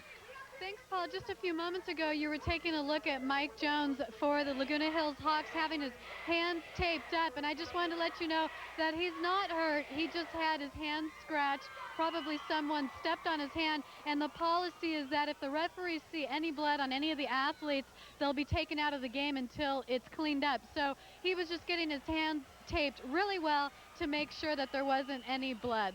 He's okay, though. He'll be back in the game. Good news for Mike Jones. You don't want anything else to happen to that young man. And Trent Purley playing inspired ball as the temperature drops a little bit and I get a little cool. You know, I went back to Connecticut on Monday, Tuesday, and Wednesday of this week to go back to ESPN, and I flew into Bradley International Airport, and thank goodness I didn't even have to leave the airport because they have a Sheraton right there. So we had all our meetings right there at the Sheraton. But just for a moment I walked outside and it was a mere 26 degrees. Just like Southern California. Yeah, I couldn't wait to get back. First and 10. Trent Purley once again. Look at him go. Across. Field close to the 30-yard line. They're doing a nice little job with the fullback, Nick Gerasimu, doing the kick-out blocking and then pulling the guard. And it's been very effective. I'll tell you, a guy, I'm a little. You can see the play right there. Gerasimu comes through, the guard pulls, and Purley hits that thing 100 miles an hour. A guy I'm a little concerned about, one of my favorite young men, a guy named Rich Lewis. Rich hurt his leg on the play just as we went to the break, and he's over there with Dr. Bill Schobert looking at him, and we sure hope Rich is going to be okay. Okay, here comes Gerasimu again, and you might guess they'd be coming right behind him, and they do. But the Hawks are there that time, and they do a pretty good job of stringing that out on first down. And you know, Purley with the ball. You talked about him before, too. Ryan Herbon has been, I mean, for a long time, I guess, talking to Scott Nemeth's dad, that I guess Ryan and Scott had been quarterback and center together since sometime around 12 or 13 years old. So this Ryan Herbon guy's been a mainstay, a cog in the middle of that line since the day the school opened. Well, Bill and I will be selecting the Ballpark Pizza Team Athletes of the Week. Come on in to Ballpark Pizza Team. Visit any of their 4 locations in South Orange County. Second down and 6. Nemeth has a little room. He can get outside in a hurry. Boy, a shoestring tackle by number 20 for Laguna Hills, and that's Jeff Fisher. And he just got enough of Nemeth to slow him down, but he did get a first down. He is now down on the ground. He might have hurt his leg because he kind of pulled up on it. So we'll see. Scott Nemeth down there on the ground at the 19-yard line. Watch him. You see him kind of pull up right there. I don't know if that was an ankle, but he fell down all on his own, Bill. Boy, you can tell right there that he's injured when he's at the very end of that run, laying flat, and you hope it's not a, well, he's sitting up now. Not sure where the injury is, if it's in his leg, if it's in his ankle. You've got him up off the ground now, and he's walking. That's a good sign. One of the toughest guys out there for Aliso Niguel. So it'll be a first down and 10, and he looks like he'll be back in this contest. We're looking at Marty Spalding. Was that Marty Spalding? I couldn't tell, actually, from our angle. Looking over on the other sideline, I can see some of the Aliso Niguel players over talking to Rich Lewis. We're almost right on it, panning over there. Rich is way back on the bench. He's got the ice bag on his knee, and here we go again. Gerasimu at fullback. Let's see if they put him in motion again. Nope, this time they're just going to run the option behind him. Oh, Thomas gets cracked. Purley with the football. Wes Thomas just got nailed when he tossed that ball, but he's up and he's okay. As Purley gets outside. Part of the deal when you run the option, you're going to get smacked. You have to learn to, we've always taught our quarterbacks, like sitting in a chair. When you get hit, if you can kind of collapse backwards, you can kind of absorb a little of the blow. But this is crucial right here, Bill. Well, it is. 10-yard line. With 9:31 left in the game, this drive for Aliso Niguel has been, well, this is just a classic matchup. Both teams putting on great drives when they need to. A 2-touchdown lead here would be tough to overcome. Purley with the football. And I want to let you know this portion of the Game of the Week is being brought to you by the Capistrano Car Company right there next to In-N-Out Burger off of Avery Parkway. Now they have a 1965 Mustang. It's a 6-cylinder automatic with power steering. Class 10 restoration. It's perfect. It's flawless. Red with white interior. Almost as flawless as this run by Trent Purley trying to get into the end zone. But check out this 1965 Ford Mustang at Capistrano Car Company. Nice segue there. Hey, that was pretty good. Now, I want you to look and see when they come out, line up. There is a timeout here for Aliso Niguel. And I'm not sure if it's a player timeout, and it looks like it might be. It looks like Trent Purley, who's taking his helmet off, might not be feeling too well. You know, these schools, as I said, are 2 miles apart. And when you look at the crowd here tonight, we'll get a chance to look at Aliso Niguel's crowd from end zone to end zone. They have a ton of different people lined up. They're all getting ready to watch and see if Aliso Niguel's going to get into the end zone. Estimate over 5,000 here tonight. And then on the Laguna Hills side, great spirit. The band out, and the band did a great job at halftime. You know, I had somebody come up to me last week once again and ask me why we don't show the bands at halftime. And if I can let everybody know, this is that we do a halftime report that is solely to get everybody up to speed on some other highlights and scores and a leaderboard. And we want to make sure that we pay tribute to first the football players and the other teams in our area. And we just don't have the facilities. I see the scissor lift there, and I see, and I just want to let everybody know that at time to time we will show the band during the game, but we will not show it, you know, at halftime because we try to get in other schools and highlights. 2nd down and 5. Unbalanced right, and that's where they're going. Purley trying to get in. Boy, that unbalance has just been money in the bank for Aliso Niguel. Well, spotting the ball at the 1-foot line, Paul. Wolverines say they got in, but the official says they're right on the line there, so they'll set up for a 3rd down and short. I always have my guys signal touchdown and 2, and it never counts. It's only that guy with the striped shirt on. Yep. Well, I want to thank Aero Scissor Lift Specialists for coming out and helping us out with this game, and they provide that great end zone shot. Maybe we take a look at this shot from the end zone right now as they line up just outside the 1-yard line, outside the goal line. 21-14, 8 minutes left on the clock. Purley, there's Purley, and he's in. Yeah, he does, Bill. No question about that one. Back to a 2-touchdown lead. That drive, Paul, was really a show of strength because they did it exclusively on the ground, and they did it by running to the unbalanced. They did it by running behind Girasimu when they pull the guard to get out in front of that power play. That's an attitude drive where you're saying, hey, guys, look, we can win this championship if we can just pound it on the ground. And, boy, they did. These are 2 really evenly matched football teams, Paul. And I'll tell you, just for the sake of the people in the Valley, I'd love to see them play again somewhere down the road in the playoffs. Kick, it's up, it's good. 28-14. We'll be back, and we'll see if Mike Jones can get it together.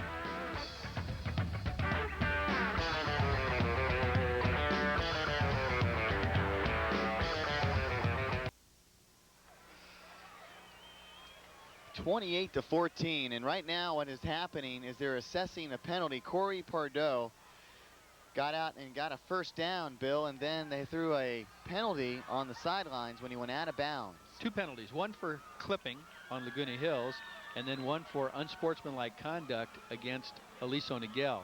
So we have offsetting penalties. They're going to go over and explain this to both coaching staffs, and I think we may find the football right where it ended up at the end of the run. 28-14, a 2-touchdown lead, and the Hawks have averaged 35 points a game. They will not get that tonight unless there's some type of miracle here. Now, Paul, watch this. This is a good exercise for the umpire. First he walks 15 yards that way, and then he walks 15 yards this way. And there we have some young ladies that I think we all know. Cheerleaders, the band members, pep squad, drill team, everybody, the color guard. The amount of time that these young people put in is just unbelievable, and they don't get enough credit. I know we're always talking about the football guys, but cheerleaders, band, pep squad, drill team, and all the advisors that take all the time to make sure they do a good job. And boy, do they ever. We're lucky in this area. We've got the best in the country in all aspects. Yeah. Well, there is 7:47 left to go in this contest. 28-14. The Wolverines have the lead. Both teams are undefeated on the year at 9-0, 4-0 in Pacific Coast League. The winner of this game will win the Pacific Coast League championship title, and also they'll be seeded first going into the playoffs. The loser of this game, most notably, will be seeded third, we do believe right now. And I think they might see each other again, too. Mike Jones, boy, gets corralled down from behind up top, and his shirt gets ripped out from his shoulder pad. So Mike Jones is, as we told you just a little while ago, Bobby made the explanation that he is suffering from the flu. Very honest with Bobby a little while ago, saying, hey, I just don't feel that great. And, you know, we give him a lot of credit just for being out there. I do. And on the other hand, too, and I'm certain Mike would feel this way, too, that you don't take a thing away from this Aliso Niguel defense. No, I think they have played a fabulous game. They've got a great scheme, the way they're defending this. And Anthony Day has had himself a nice night. Sure now, is. I'm sure Anthony understands. He's got to take his game to another level, too, because Mike is not feeling That's right. well. Well, we'll check in with Bobby as she is on the sidelines with Laguna Hills. Well, Paul, the score certainly does not reflect it, but on the sidelines of the Aliso Niguel Wolverines, the pressure has definitely been taking its toll. The most serious injury report right now is number 43, Richard Lewis, defensive end for the Wolverines. He tore his ACL muscle on his right knee, and right now it looks like he definitely will be out for the season. He is on crutches as we speak. Also, when I was over there, number 2, Scott Nemeth, came off the field. This is something that I recall was plaguing him the last time we covered a Wolverine football game, and that is muscle cramps. But he stretches it out and then goes back out on the field. Also, number 10, Trent Purley, is having a muscle problem which was acting up on him. He will continue playing, though. Also, one last final note, on a more positive note, I wanted to let you guys know, over on the Wolverine side, there's a big poster that says, "We love Paul and Bill." I don't know if you guys had a chance to see it, so I wanted to show you. Back up to you. Going into the end zone, touchdown Laguna Hills. That is Dustin Mang on a, well, let's see, that ball is on the 43-yard line. So Corey Pardo with a strike to Dustin Mang. And just when you thought you could take a deep breath, if you're Aliso Niguel, the Hawks come back. Here's the throw. Corey Pardo throws it. Dustin Mang does a great job of coming back to find the ball, and then he eludes the tackle and outraces the defenders to the end zone. But Paul, this is everything it was advertised to be, and I'm telling you what, Corey Pardo is playing the game of his life. He's doing a great job. He has really hung in there. He's a leader of this football team. 28-20 right now, and the lineup for the point after attempt. Bobby, outstanding sideline reporting tonight. Just a phenomenal job going all the way over there and getting that report. Richard Lewis, our thoughts are with you, young man. We'll be back with more. We have a game on hand, 7-point advantage.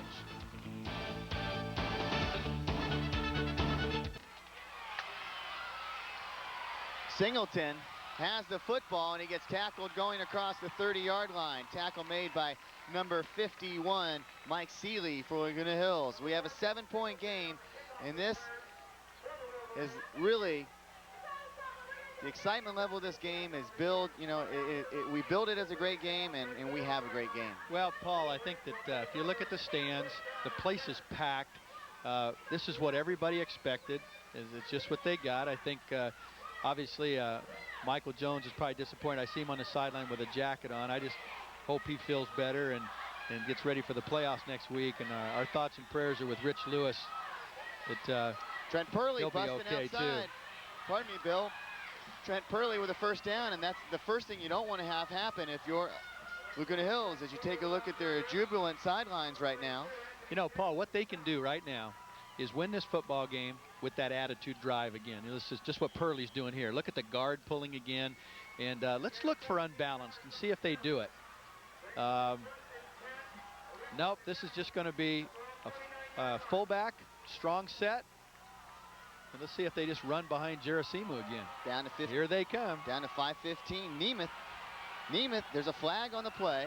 He gets tackled on the 45. Tell you, that's a nice defensive play that time. by Laguna Hills number 44, Alex San Juan, a 6 foot, 195-pound senior linebacker. And it's going to be holding, and that's, oh, what a big penalty that is. That's going to take the ball back, let's see, probably close to the 35-yard line, Paul, but that will also repeat first down again. Well, talking about repeat, you've seen our replay tonight, and that's sponsored by the Times of Orange County. Every Tuesday and Saturday in your Los Angeles Times, they have a special prep edition. Go over all the stats of the week, and not only in football, but they give you scores and highlights of all kinds of different high school sports going on. We are in the winter sports season, so look for volleyball, water polo, getting set for the wrestling season to happen. Cross country is going on right now. First down and 20. Quick pass. John Hefty, and boy, I'll tell you, he's got more than a first down. Was Wes Thomas on the money with that throw. And again, you can do that type of short passing game, and they got all of the yardage back. Let's see where they're going to mark it. All but 5 yards back of that 15-yard penalty. And Paul, you watch, this is great camera work. 1, 2, 3-step drop, throw on time. Hefty takes the hitch route and turns it into a big gain. Paul, you have to give Joe Wood great credit. He and his coaching staff have taken this school in 4 years to a team that is obviously capable of winning a CIF championship. Steve Bresnahan, Marty Spalding, Bruce Ingles, all the guys on that staff, they've won a CIF championship before, and they can certainly do it again. But boy, are we lucky to have 2 teams like this in our area that we can watch. And then tomorrow night, we've got 2 more. That's right. If you're watching this game starting on Saturday night, we have a doubleheader. Monterey Day and Capital Valley follow up this game. 2 undefeated teams in the league. Monterey Day undefeated on the season. So that will decide the South Coast League as you take a look at the Times of Orange County replay once again. And you see Hurley getting upfield, trying to get a first down. And they are going to come out and measure this. And the next televised game of the week tonight, Capital Valley in Monterey Day, and that's going to be on Channel 3.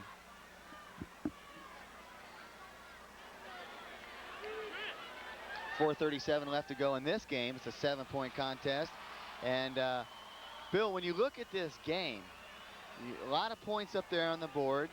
And who would ever think, Bill, that's 28-21, and Mike Jones only has 1 score tonight. So that shows you the toughness and the credibility of the Hawks. Well, it's obviously not a one-man team. I think Michael would tell you that himself, that everybody else has stepped their game up. You know, he's not feeling very well tonight, but his teammates have helped him out. I think if you're Aliso Niguel's defense, I think you've got to be proud of your effort and the way you've played, because you have taken a team that has many weapons. They've got Anthony Day back there. They've got Corey Pardo. They've got Saya Makakawafaki at tight end. They've got Dustin Mang. They've got a lot of receivers, and they've done a good job. But, you know, in a game like this, whether the score is 28-21 or 7-6, whatever, I think what we've seen are 2 just well-coached football teams smacking each other. And if this went on for 3 days, I think it'd still be close. Yep. 2nd and 5. Coming up to make a great defensive play, Bill. I believe it was number 80. Number 80. Scott Christie. Scott Christie off his defensive end or outside linebacker position. And that's a big hit because it brings up a very crucial and maybe game-deciding 3rd down and 4. Well, that was the biggest 2nd down play of the game. There is Martha Jones, Mike Jones' mom. Mike Jones' father passed away when he was 4 years old, a U.S. Marine. Died in a boating accident. So Mom Jones has done a wonderful job with Mike Jones. That was the biggest defensive play on a 2nd down call all night long. And again, we mentioned about Rich Lewis. Bobby talked about Rich Lewis from Aliso Niguel. He is out of the contest tonight, and right now what they're saying is he tore his ACL in his knee. I'm not sure which knee it was, right or left. At this point, it doesn't matter. The young man is out for the season. Our thoughts are with you, Rich, and we hope that you're okay and recover quickly. And I know your players and your school will surround you and help you out with whatever you need. But again, yeah. Rich Lewis out of the ball game. Paul, I know before we go that far, we're not doctors, and we can't make a diagnosis because there's a young man out there playing right now, number 64, Miguel Thibodeau, who 3 weeks ago was told he had a torn ACL. Right. And the MRI turned out that he didn't have one. So maybe Rich. Let's hope and pray for good things. Yeah, maybe Rich's injury is not quite as serious. Third down and 3. Biggest play of the game, exactly, right here. Wes Thomas to Nemeth. Nemeth's going to get outside. He'll get the first. On a play like this, sometimes you break it wide open inside the 20. So with 3 minutes and 14 seconds, Aliso Niguel, they could really put a stamp on this one because they have a great field goal kicker in Waltzman. He has done it all year long. A very good point, Paul. This is also a time, if you're Laguna Hills, where you might want to start using some timeouts. Yeah, you know what? If you've got a play that is for the season, for the championship, you give it to the big dog and let the big dog hunt. He's going to get you something, and he did a nice job behind a nice block. Had Andrew Mashburn out in front of him, but again, at fullback in that offensive line, Gerasimu and then Herban Nelson and all the buddies up there, Corey Chandler, they've all done a great job of blocking tonight. I believe Aliso Niguel got this football with 7:45 left to go in the game. And they still have it at 2:45 to go, 2:46 to go in the contest. Want to let you know that Ballpark Pizza Team is sponsoring our Athletes of the Week, and Southern California Screen Printing is sponsoring the Attitude in Motion Award. The crowd getting involved tonight. Great attitudes in the crowd. And the Attitude in Motion Award sponsored by Southern California Screen Printing. Bill and I will select 2 athletes at the end of tonight's game. We'll give out shirts to those 2 young men for their great attitude and their example of just good sportsmanship out there on the football field. 1st and 15. Not over yet. Purley looking for a hole. Oh, good defensive play. Now you've got to use a timeout if you're Laguna Hills. You got to call a timeout. Bresnahan's calling for it. You can see Steve going crazy there. You got to get it into your teammates or your team to call timeout. They do with 2:12 left. Here's the Ballpark Pizza Team Athletes of the Week. Bringing this on just a tad early. Nick Gerasimo from Aliso Niguel, Corey Pardo with Laguna Hills. And those are the Athletes of the Week and the Attitude in Motion. Trent Purley, this young man has been out all season long.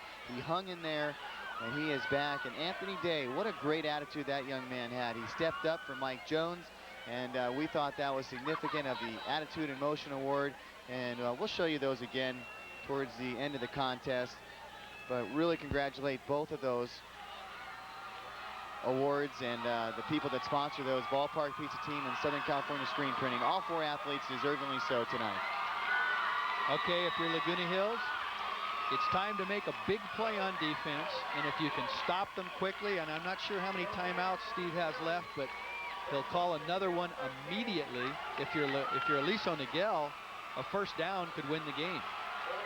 All right, there's the unbalanced line, Paul. You can see 4 players to the left of the center. Look for Nemeth to get it. Nemeth up the belly. Okay, now they've got to go for the timeout again.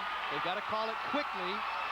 The official still has not called for timeout. Now the official should be looking on this side of the field. I'll tell you what you got to do, Paul. And really, that official has to know that team is going to call timeout, and he's got to be looking for that the second to play in. After we see this replay, I think half of the coaching staff for Laguna Hills was out on the football field. You have a line judge, you have a size judge, you have a back judge, you have a referee out there. But Paul, you know what you can do too that helps sometimes? You take your captain, whoever your defensive captain is, and you tell the umpire, the guy that's right behind the center, say, when you blow that whistle and this play's dead, I want a timeout. Right. I want it immediately. As a captain, you have to do that, but you know, you would hope that the official would be right there and they burn some precious time off the clock. Not to say the officials aren't doing a good job tonight, but in a big game like this, you want to make sure everybody's on the same page. You know what, though? The official, he can't do anything. He can't do anything until a player approaches him. And, you know, he can't call timeout. He's got to wait until somebody says that. And, you know, I've done that. I've screamed for timeouts and stuff, and I can't get my players' attention. Right. In defense of them, that was probably what happened. Sure. Third down and 14. We'll go both sides of the ball here. 2:03 left. Coming in, Thomas gets whacked, but he gets it off to Singleton. Now, that's a big play because the tackle is made out of bounds. And oh no, I'll tell you what, that is not a very smart play by Singleton because he shoved the Laguna Hills player, and that's going to be a 15-yard penalty.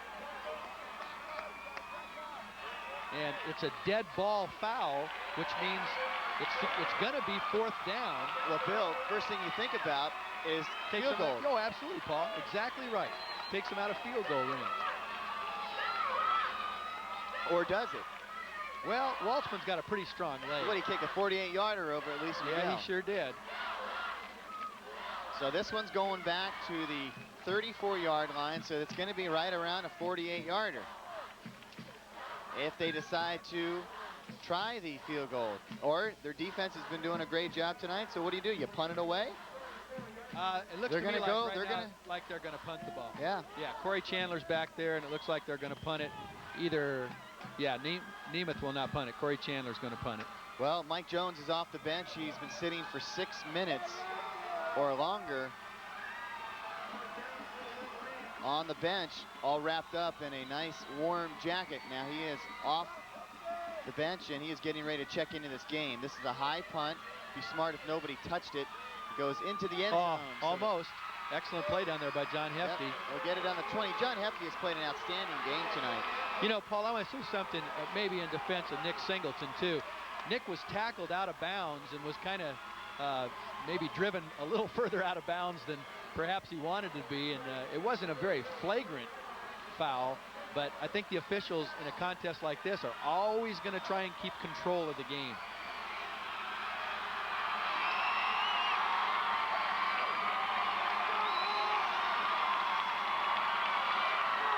.150 to go in this contest. First down and 10. This is the drive of the season. Down by 7. They got to go 80 yards. There's the play action fake, and there's the tight end again.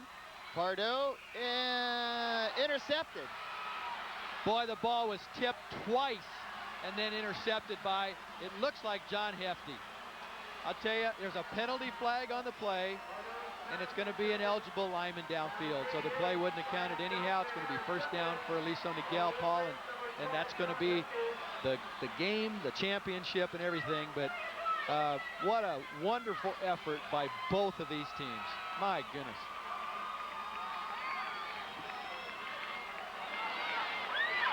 The ball was tipped twice, once off of number 88, Brian Johnson, went off his hands, went off Jeff Fisher's hands, or Dustin Mang, excuse me, and the ball was eventually intercepted by John Hefty. There's wow. Mrs. Jones, that's Mike Jones' mom. And Mike Jones coming over to see his mom right there. He'll be back. He's got possibly 4 more games left this season. And he'll be back all of next year.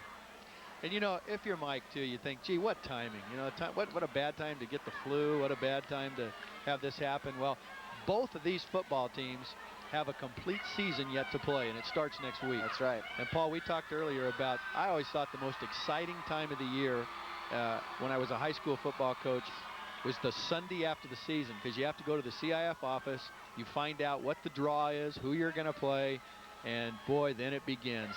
And it's pretty exciting. Sunday's also a long day for high school coaches, because once you go find out the draw, you exchange films, and then you go back to work. And you might be there until midnight Sunday. Well, Joe Wood will be there. Steve Bresnahan will be there. And by the time this airs, we'll know what's going on and who's playing who on Friday night. I think you're going to see the quarterback take a knee here. 28-21, final minute 41. Well, they're going to run a play. Trent Purley, he gets across the 30-yard line. That's more than running a play, isn't it? Yeah, he got 14 yards out of it. I'm not sure how many timeouts Laguna Hills has left. Perhaps they don't have any. That's what it would look like at this point in time. So the referee is winding the clock.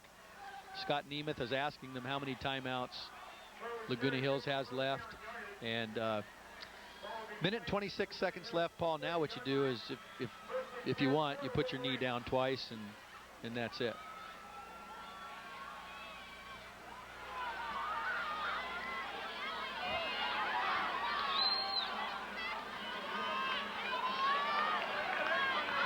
A lot of emotions wrapped up in this game, and Laguna Hills playing some inspired defense right now on that play. There's Anthony Day again. This guy doesn't quit. The game's still going on. You see it. And he does call their last, I think it's their last timeout. Just a moment ago, heartfelt moment between Mike Jones and his mom. Obviously, Mike Jones dejected tonight, but that young man will be back.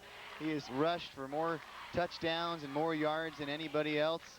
I think he's chasing, I'm not sure if he surpassed Brendan McGraw over at Laguna Hills or not. I'll check my notes and see what I can come up with on that. But Brendan McGraw, also a great running back with Laguna Hills at one time, and now he is up at Saddleback. But Brendan McGraw in 1994 rushed for 2,511 yards. And right now, Mike Jones, he came into this game with 2,016 yards, so just about 540 some odd yards of breaking the all-time record in one season by Jeff Bird.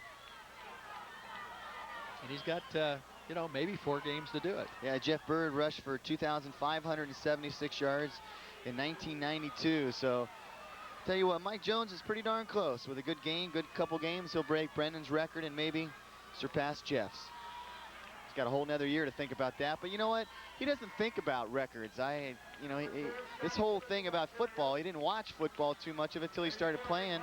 And his favorite backs are Emmitt Smith and, you know, Barry Sanders. I love Barry Sanders, the way he runs. And I think that if you're going to have a role model, Sanders and Emmitt Smith, pretty good role model. Well, someday, maybe some youngster's favorite running back will be Michael Jones. Yeah. That's well, right.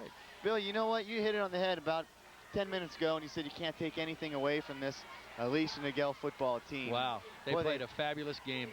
What can you say, Paul? We could watch something like this every night. Yep. There's the knee. That's the championship. Now, you don't want anything like that to happen at the end of the game. You just want these two teams to shake hands because they may see each other again down the road. Well, they're going to be celebrating on the sidelines right now, and Aliso Niguel, they're going wild. And when we come back, we'll try to get Bobby with one of the players from Aliso Niguel. Check out this celebration and enjoy it if you're Aliso Niguel. Congratulations goes out to the Hawks of Laguna Hills, 28-21. We'll be back right after this. Final score of this game is 28-21. The Wolverines of Aliso Niguel, just 2 miles from Laguna Hills, have won their first ever Pacific Coast League title. One man responsible for this win, and he could be responsible for yet another title, is junior Wes Thomas. He's standing by with Bobby. Thanks, Paul. Wes is with me, as you said, right now, and Wes is feeling very excited about the victory tonight and also has a little bit of a raspy throat from all the yelling he's been doing. But Wes, tell me, you guys played really mistake-free football tonight. You had a lot of backs. How did that help your game? First of all, I'd like to thank God for what He's done for me, and I'm just real happy about that. Mistakes, that was the key. We didn't make any mistakes, and no turnovers, no fumbles, and that was the key. That was the key to the game. A few turnovers for them, and that was the key. That's why we won. Was there any point during the game when you felt you were a little worried about the outcome? Yeah, end of the third quarter when we were down here, I was getting worried, but I still had faith in the guys. I knew we could pull this out. Tell me the feeling in the huddle during the game. It seemed like at the beginning of the game, you guys were real quiet, not very emotional, and then when you came out at halftime, you had a lot of character, a lot of jumping around and excitement. How was it in the huddle? When we come out, and our key, what we try to do is intimidate teams with our yelling and screaming. We're real physical, and second half we came out and we knew it was war. We knew, no more intimidation, play hard, and keep it going, keep the drives, and that's what we did. And how will this win affect your momentum going into the playoffs now? I personally, I really, I don't think it'll affect it. I think we'll keep improving, and each game we improve, and we practice hard, and this is the way it goes. Well, Wes, we look forward to seeing you again one more year next year. I appreciate you stopping by. All right, thanks a lot. Congratulations. All right. Okay, let's go back up to the booth. Paul, Bill? Quick final thought from Bill Cunity, and Bill has seen a lot of football in his time, and Bill, this is one of those games that could have gone either way. I think you have to congratulate both groups of young men, but you have to congratulate the coaching staffs. I think these guys are as good as anybody that coaches high school football anywhere. I think Joe and his staff taking the program from brand new to a championship in 4 years speaks for itself. They've done a phenomenal job. Steve Bresnahan and his guys have been doing it for a long time, and I think both of these teams will go a long ways in the playoff. Right. And Paul, maybe my last thought is I want to see a rematch. Would be good. I think these two teams provide the best that high school football has to offer. Well, 28-21 is the final score for Mike Connolly, our director tonight, for Bill Cunardy, and for Bobby Higgins working the sidelines, and for our outstanding crew tonight here on Channel 3. I'm Paul Higgins. Coming up next, Modern Day, Capitol Valley. We'll be there.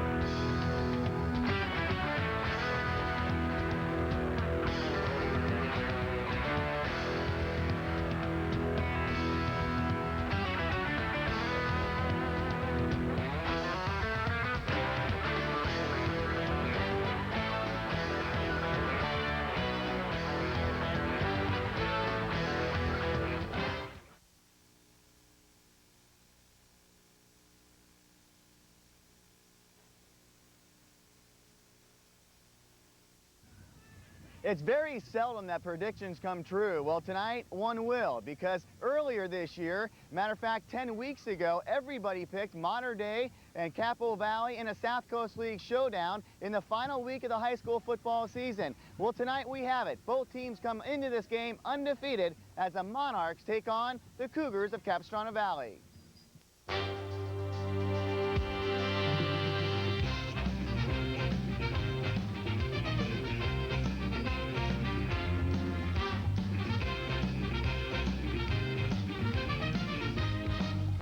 That's this young, and to accomplish something like that, an undefeated season, you know, it's remarkable. We can ride it all the way to the top. There's nothing, someone's got to do it, but you know, it takes a lot of work. It's a big responsibility being a winner, and you got to get after it day in and day out. If you have one breakdown, next thing you know, you're buying a ticket to a game, and that's no fun.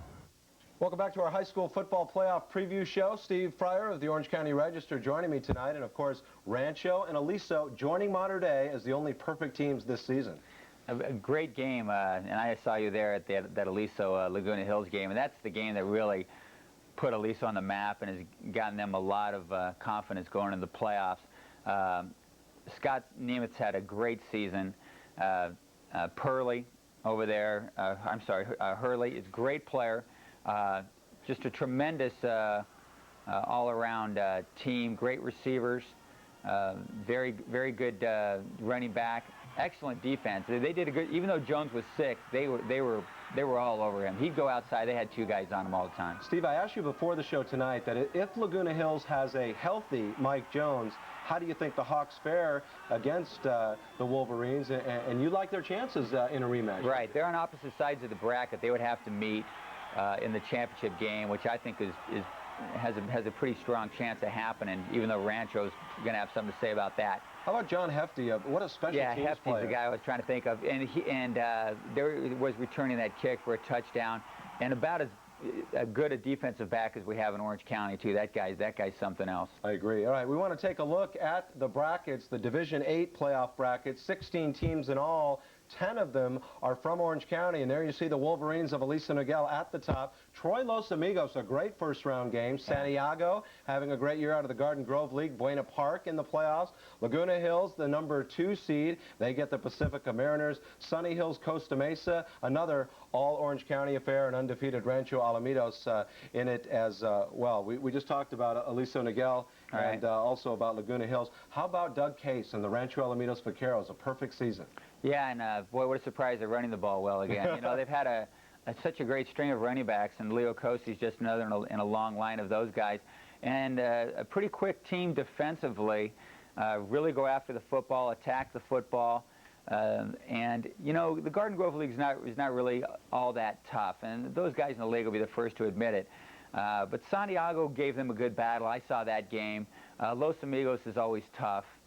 But I think Rancho is really a force to contend with that league. You know, we're going back to Laguna Hills, Aliso. You know, if they do match up again, I would think that Laguna Hills would win, number one, because Jones would be healthy, perhaps.